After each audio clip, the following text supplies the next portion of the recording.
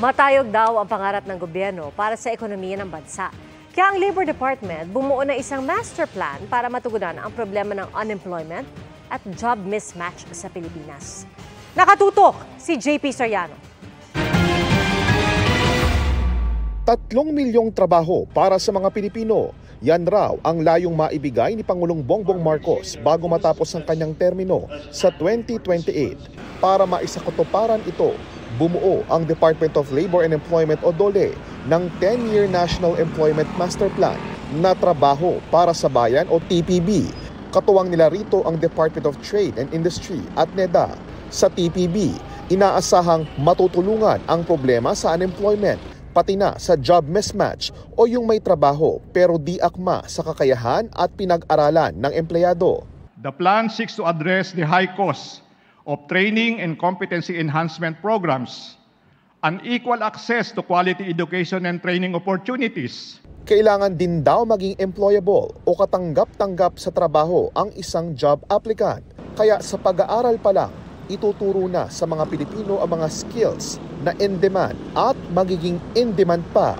Sa Taiwan, di na lang daw mga Pinoy factory workers sa mga semiconductor companies ang in-demand. Kasama na riyan ang mga guro at commercial plane pilots ayon sa Manila Economic and Cultural Office o MECO. Sa kasalukuyan, aabot sa 20 pilotong Pinoy ang nagtatrabaho na sa Taiwan. This year may be a little bit higher, mga 40 siguro pilots. And that's because of the increasing travel demand also. No?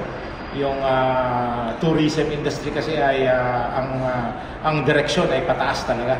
Dahil itinuturing na critical profession ang piloto na kailangan din ng Pilipinas para sa domestic airlines at flights, maingat daw ang Pilipinas sa pag-deploy ng mga Pinoy pilot sa Taiwan.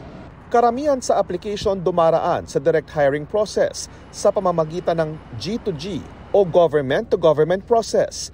Pwedeng direktang mag-apply sa airline companies, pero i-check muna sa Department of Migrant Workers kung aprobado ang job orders para hindi mabiktima ng illegal recruiters.